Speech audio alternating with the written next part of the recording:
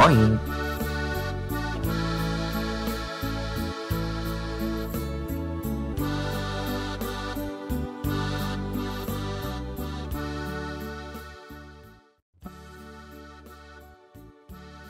Die Sprachen Deutschlands. Eines der ältesten Ideale in den meisten europäischen Ländern war und ist in manchen Fällen immer noch ein Land, ein Volk, eine Sprache. Nun ja, man kann zumindest in früheren Zeiten auch einen Herrscher hinzufügen. Der Übergang zur Toleranz ethnischer, sprachlicher und politischer Vielfalt war ein langer und mühsamer Prozess. Während interne Vielfalt heute bis zu einem gewissen Grad toleriert wird, wird von außen eingeführte Vielfalt immer noch weitgehend abgelehnt und bekämpft. Was die Sprache betrifft, wurden nicht standardisierte Dialekte der Machtsprache toleriert, solange ihre Sprecher auch den offiziell geförderten Standarddialekt beherrschten und, was am wichtigsten ist, solange ihre Sprecher nicht in irgendeiner Weise als Abtrünnige gelten. Mangelnde Beherrschung des Standarddialekts wird tendenziell als Zeichen mangelnder Bildung und Kultiviertheit angesehen. Auch heute noch werden einige Minderheitensprachen in europäischen Ländern oft als Slang oder entwürdigte Sprachen rückständiger Menschen angesehen. Der Gebrauch von Minderheitensprachen, also Sprachen, die eindeutig nichts mit der Sprache der nationalen Macht zu tun haben, wird traditionell missbilligt. Sie werden oft als fremd wahrgenommen, obwohl sie im Land seit Jahrhunderten, wenn nicht Jahrtausenden, in manchen Fällen sogar länger als die Sprache der Macht selbst verwendet werden. In den Augen vieler Menschen stellen Minderheitensprachen ein Hindernis und sogar eine Bedrohung für die nationale Integrität und Einheit dar. Wo Regierungen diese Ansichten teilen, werden Minderheitensprachen oft ignoriert und ihr Gebrauch wird oft missbilligt, wenn nicht sogar verboten. Dies gilt insbesondere dort, wo eine Minderheitensprache als regional gilt, also die ursprüngliche Sprache eines bestimmten Gebiets ist und eine eigene Kultur und ethnische Identität mit oder ohne eigene Religion repräsentiert. Dies kann als Stammesdenken, Illoyalität, Separatismus und Sezessionismus wahrgenommen werden, selbst wenn die sprachliche Minderheit selbst keine solche Gefühle hegt. Ein weiterer problematischer Aspekt besteht darin, dass wenn eine Minderheitensprache, obwohl sie eindeutig eine eigene Sprache ist, relativ eng mit der nationalen Standardsprache verwandt ist. In einem solchen Fall wird die Minderheitensprache tendenziell als Dialektgruppe angesehen, die zur Nationalsprache gehört und somit keinen Anspruch auf besondere Rücksichtnahme, Schutz und Unterstützung und schon gar keinen Anspruch auf einen offiziellen Status hat. Ende des 20. Jahrhunderts begannen sich die Dinge zu ändern. In Europa begann man über Anerkennung und Schutz zu diskutieren, wobei Sprachenrechte als Teil der Menschenrechte betrachtet wurden. Dies gipfelte in der Vorlage der Europäischen Sprachencharta, die Anerkennung, Schutz und Förderung für Minderheitensprachen in ganz Europa forderte. Nicht alle Länder haben diese Charta unterzeichnet und von denen, die sie unterzeichnet haben, haben sie bisher nicht alle ratifiziert. Deutschland, das bevölkerungsreichste Land der Europäischen Union, war eines der ersten Länder, das die Europäische Sprachencharta unterzeichnet und ratifiziert hat. Neben Deutsch als Landessprache erkennt Deutschland 4 autochthone Minderheitensprachen und eine Regionalsprache an. Als autochthon werden Sprachen bezeichnet, die als einheimisch angesehen werden und zumindest seit Jahrhunderten im Land gesprochen werden. Damit werden alle Sprachen, die erst in jüngerer Zeit von Einwanderern eingeführt wurden, wie Türkisch und Kurdisch, als fremd ausgeschlossen. Wenden wir uns nun der Frage zu, welche Sprachen in Deutschland offiziell anerkannt sind. Deutsch. Deutsch ist die Muttersprache von etwa 95% der deutschen Bürger. Von allen deutschen Staatsbürgern wird erwartet, dass sie Hochdeutsch beherrschen. Deutsch ist eine westgermanische Sprache. Sie wird traditionell als Hochdeutsch bezeichnet, was davon ausgeht, dass Plattdeutsch oder Niederdeutsch eine deutsche Dialektgruppe ist, obwohl es einen anderen Vorfahren hat. Standardhochdeutsch soll mit der Bibelübersetzung von Martin Luther entstanden sein, einem Sprecher des Ostmittelfränkischen, einer deutschen Dialektgruppe. Ein Unterscheidungsmerkmal des eigentlichen Deutsch sind eine Reihe von Lautverschiebungen, die in anderen germanischen Sprachen einschließlich des sogenannten Plattdeutschen fehlen. Mitbürgerinnen und Mitbürger. Vor 11 Tagen ist das böse Je in unseren Alltag getreten. Ein fröhlicher Vorweihnachtsabend auf dem Weihnachtsmarkt von Magdeburg verwandelte sich in einen unvorstellbaren Albtraum. 5 Menschen sind auf grausame Weise getötet worden, mehr als 200 wurden verletzt, darunter viele sehr schwer. Meine Gedanken sind seither jeden Tag bei denen, die ihre Liebsten verloren haben oder noch immer um sie bangen. Den Verletzten wünsche ich, dass sie schnell wieder ganz gesund werden, an Körper und Seele. Fassungslos stehen wir vor dieser menschenverachtenden Tat. Wie kann ein wahnsinniger Attentäter nur so viel Leid verursachen? Und nicht nur in Magdeburg fragen sich viele, woher soll die Kraft kommen, um weiterzumachen nach solch einer Katastrophe? Eine Unterkategorie des Deutschen ist die deutsche Gebärdensprache, die eng mit den meisten anderen europäischen Gebärdensprachen verwandt ist. Wenden wir uns nun den anderen offiziell anerkannten Sprachen Deutschlands zu.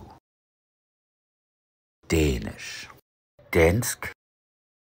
Dänisch wird von etwa 50.000 bis 60.000 Menschen in Schleswig-Holstein gesprochen.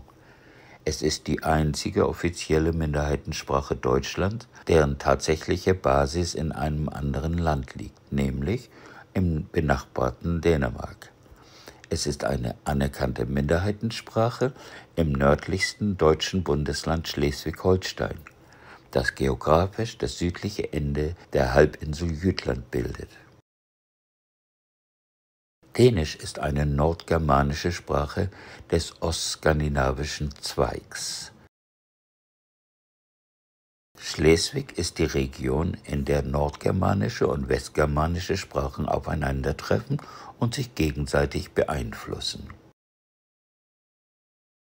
Im Laufe der Geschichte hat sich die deutsch-dänische Grenze mehrmals verschoben. Zumindest nach Ansicht der Dänen trennt die heutige Grenze das dänisch verwaltete Nordschleswig und das deutsch verwaltete Südschleswig. Die meisten ethnischen Dänen in Südschleswig sind deutsche Staatsbürger und besuchen dänischsprachige Schulen, in denen Deutsch ebenfalls Pflicht ist. Auf der anderen Seite der Grenze sprechen die meisten ethnisch deutschen Dänen Deutsch und Dänisch und besuchen deutschsprachige Schulen. Früher sprachen die Dänen in Schleswig Südjütisch, eine sehr ausgeprägte dänische Dialektgruppe mit starken niedersächsischen, plattdeutschen Einflüssen. Die Schleswigdeutschen sprachen früher Schleswig-Niedersächsisch, das von Dänisch und Friesisch beeinflusst wurde. Diese Vielfalt wurde durch die Sprachstandardisierung in deutschen und dänischen Schulen und Medien drastisch verringert. Dennoch ist Schleswig-Holstein im Hinblick auf die sogenannten autochthonen Sprachen das Bundesland mit der größten Vielfalt in Deutschland, da hier nicht nur Dänisch, sondern auch Friesisch, Niedersächsisch, Romanes und Deutsch gesprochen wird, wobei insbesondere im Norden ein hoher Prozentsatz an Mehrsprachigkeit herrscht. Året gør tidens gang tydelig. Når klokken slår 12, strejfer 2 år hinanden, og afslutning bliver til begyndelse. I aften tager vi afsked med det gamle år og hul på det nye. Helt som vi har gjort det år efter år. Og så alligevel, noget er forandret. For min mor, dronning Margrethe, for mig og for jer. Friesisch, friesk, fresk, fresk, freisch, frosch, fresh, freisk. Man neigt dazu anzunehmen, dass Friesisch eine einzige Sprache ist. Tatsächlich handelt es sich jedoch um eine Gruppe westgermanischer Sprachen mit schlechter bis mittelmäßiger gegenseitiger Verständlichkeit. Die westfriesische Sprache wird nicht in Deutschland, sondern in den Niederlanden gesprochen.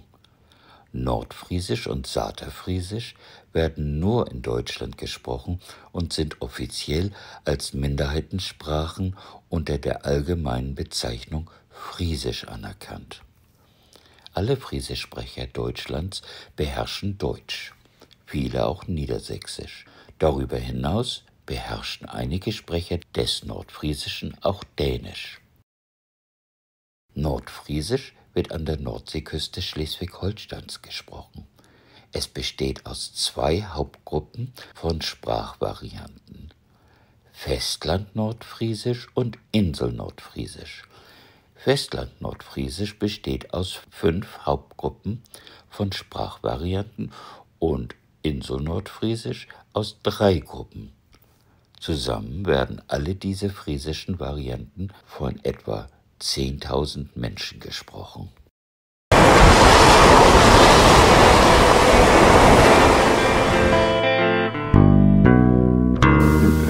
Det var ordentligt fuld af lys og nys hus. Men talte was ein plus større. Hier har ook oudere Jonen en Il. Så det kom ordentligt volle folk, ook fromme folk, thuis en hus. En dat was en jutte bij de steen, die was je ordentligt nog van de hoorn. Dat kwam ook ordentligt wat afscheid. Mijn mam spaalt me. Ze spaalt je de rol hond me. En dan was het een timmig glimt die hus wat we weer heen. Ostfriesland ist eine Region an der Nordseeküste im deutschen Bundesland Niedersachsen. In dieser Region ist die ostfriesische Sprache ausgestorben und vor langer Zeit durch friesisch beeinflusstes Niedersächsisch ersetzt worden. Eine letzte Enklave der ostfriesischen Sprache befindet sich außerhalb Ostfrieslands, im Saterland, einer Region im niedersächsischen Landkreis Cloppenburg. Es heißt Saterfriesisch oder Saterlandfriesisch und wird von etwa 2000 Nachkommen von mittelalterlichen Einwanderern aus Ostfriesland gesprochen. Alle Sprecher des Saterfriesischen beherrschen auch Deutsch, viele von ihnen auch Niedersächsisch. Marianne Vogel und ich wohne hier in Skedel und wir sind an für sich richtige Zelter und darum ballen wir auch mit allem und Zeltersk. Wir de beiden met de letje, we ballen Jochtweg Zeltersk. Und ich war natuurlijk hier in Reed von der Gemeinde Zelterland und bin darum auch viel rundgekommen hier und habe Massen Leute kennengelernt. Marianne Vogel. Sorbisch, Serbština, Serbste, Serbski. Sorbisch, nicht zu verwechseln mit Serbisch, wird von etwa 20.000 Menschen in der Lausitz im äußersten Osten Deutschlands als Muttersprache gesprochen. Es ist der letzte Überrest des einheimischen Slawischen in Deutschland und nur in Deutschland beheimatet. Ungefähr der gesamte östliche Teil des heutigen Deutschlands war früher die Heimat westslawischer Kulturen und Sprachen. Infolge der mittelalterlichen germanischen Kolonisierung und Machtübernahme wurde die slawische Bevölkerung im Laufe der Zeit absorbiert und germanisiert. Die ursprüngliche Oberlausitz war früher viel ausgedehnter und umfasste einen Großteil Niederschlesiens. Ihre Hauptstadt war die Stadt, die auf deutscher Seite Görlitz und auf polnischer Seite Zgorzelec heißt. Auch die Niederlausitz war früher größer und ihre Hauptstadt war Cottbus. Die Bezeichnung Sorbisch umfasst zwei eng verwandte Sprachen mit unterschiedlichen Standarddialekten, Obersorbisch und Niedersorbisch. Obwohl sie ziemlich eng mit Polnisch, Schlesisch, Tschechisch und Slowakisch verwandt sind, bilden sie zusammen einen eigenen westslawischen Sprachzweig. Die Verwendung dieser beiden Sprachen wurde unter dem Hitlerregime verboten, als Slawen offiziell als minderwertige Rasse galten. Die Tatsache, dass Millionen von Deutschen zumindest teilweise slawischen Ursprungs sind, wird erst heute allmählich anerkannt. Sorbisch genießt heute in den Bundesländern Brandenburg und Sachsen den Status einer offiziellen Minderheitensprache. Sie wird in Schulen unterrichtet, insbesondere in einigen sorbischen Schulen, in denen sie neben Deutsch offiziell benutzt wird. Sorbisch ist vom Deutschen beeinflusst und viele Sprecher von heute sprechen es so aus, dass es wie ein deutscher Akzent klingt. Ja przyjdę z Łużycy, a ja jestem od serbskiej mężczyzny, naukowo-niemskiej, blisko czeskiej a polskiej. A my bydlimy tam po Pomierzu, no hej, 1500 lat prejmo. A nasza mężczyzna wopstej znika 60 ludzi, ale my wszyscy z tym rzeczy nie znamy, to jest nam ważne, już kitać. Romanes. Romanes, Romanicip, Sintikes, Manusch. Romanes ist Deutschlands einzige offizielle Minderheitensprache ohne spezifische Region, da sie im ganzen Land gesprochen wird. Die früheste bekannte dokumentierte Anwesenheit von Roma-Reisenden, Zigeuner ist eine abwertende Bezeichnung, in Deutschland stammt aus dem Jahr 1417 in der niedersächsischen Stadt Hildesheim. Wie in anderen europäischen Ländern wurden die Roma, deren Vorfahren Nordwestindien verlassen hatten, ständig als unwillkommene Fremdkörper am Rande der Gesellschaft behandelt. Sie versuchen in einer weitgehend feindseligen Umgebung zu überleben und halten ihre Sprache und Kultur daher eher geheim. In Deutschland unter Hitler und den annektierten Gebieten wurden 15.000 bis 25.000 Roma und Sinti ermordet. In ganz Europa sind es schätzungsweise 1/4 bis 1/2 Million. Nach dem Zweiten Weltkrieg leistete Deutschland den Überlebenden nicht nur eine Art Wiedergutmachung, sondern begann auch, sich darum zu bemühen, das Leben der Roma und Sinti zu verbessern und sie als indigenen Teil des deutschen Volkes anzuerkennen. Die offizielle Anerkennung ihrer Sprache ist Teil dieser Bemühungen. Viele Menschen, vor allem die Mehrheit der Sinti, argumentieren, dass das, was üblicherweise als Romanes bezeichnet wird, aus zwei Sprachen besteht. Romanes im eigentlichen Sinn und die Sinti-Sprache. Letztere wird häufig als Sinti-Romanes bezeichnet und viele Sinti stimmen dem möglicherweise nicht zu, da sie behaupten, dass ihre Vorfahren und ihre Sprache zu einem anderen Zeitpunkt in der Geschichte aus einem anderen Teil Indiens eingewandert sind. Romanes und insbesondere Sinti Deutschlands weisen deutliche Anzeichen deutschen Einflusses auf. Sie bleiben hauptsächlich gesprochene Sprachen und ihre Sprecher neigen dazu, Akademikern und anderen, die versuchen, ihre Sprache zu studieren, zu misstrauen.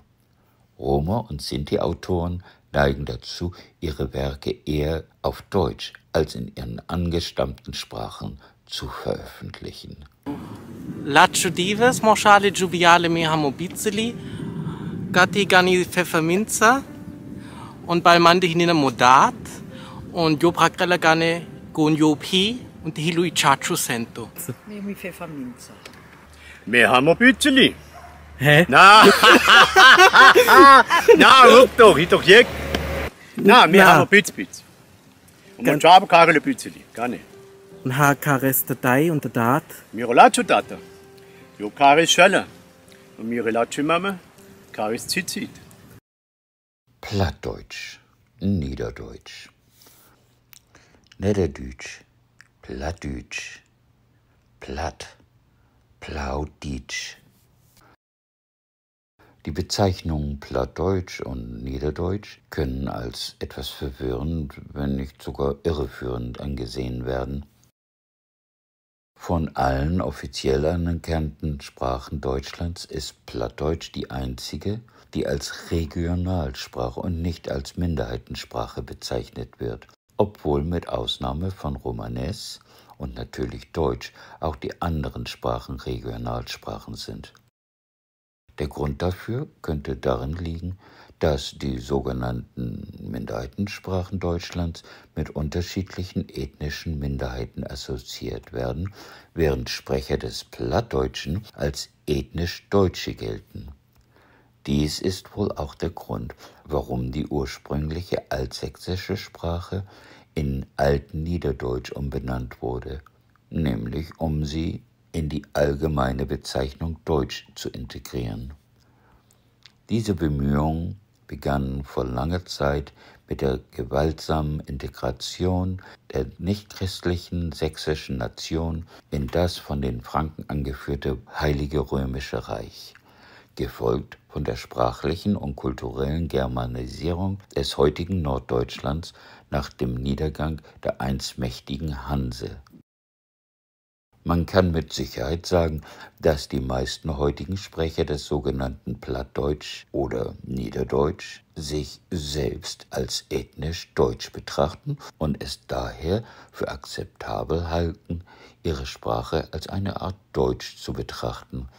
Kurz gesagt, wird Niederdeutsch als ausreichend verschieden vom eigentlichen Deutsch wahrgenommen, um ihm eine Art Sprachstatus zu verleihen, aber die wahrgenommene Abwesenheit ethnischer Trennung erlaubt es lediglich als regional zu bezeichnen.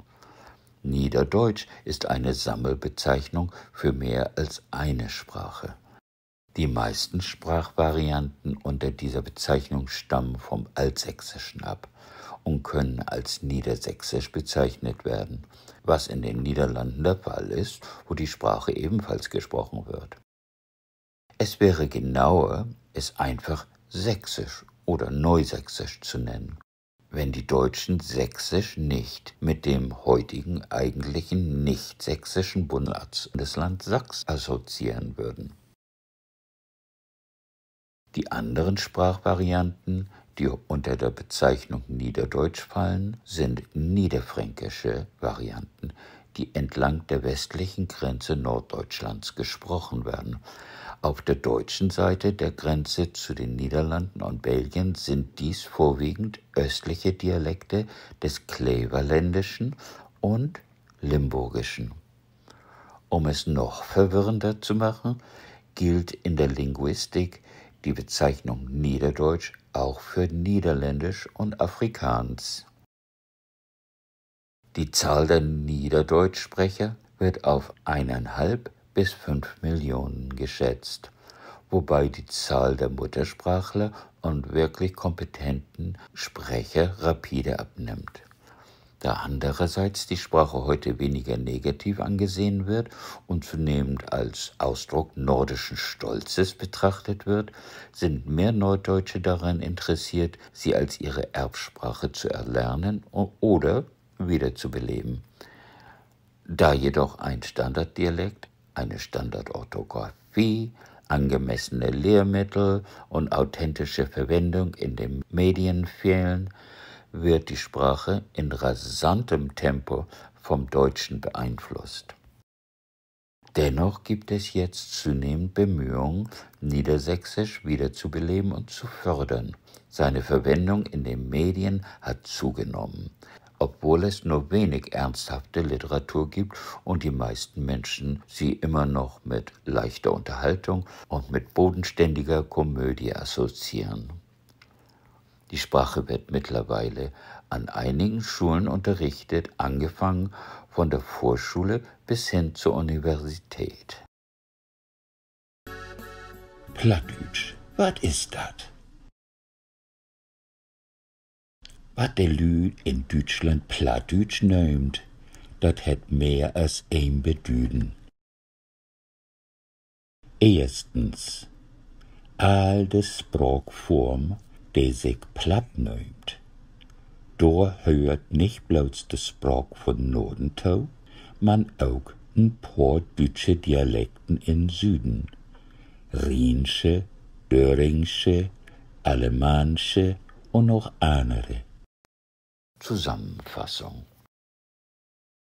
In Bezug auf seine Sprachenpolitik ist Deutschland eines der fortschrittlichsten europäischen Länder, da es die Europäische Sprachencharta unterzeichnet und ratifiziert und in gewissem Maße Maßnahmen zum Schutz und zur Unterstützung sprachlicher Rechte umgesetzt hat.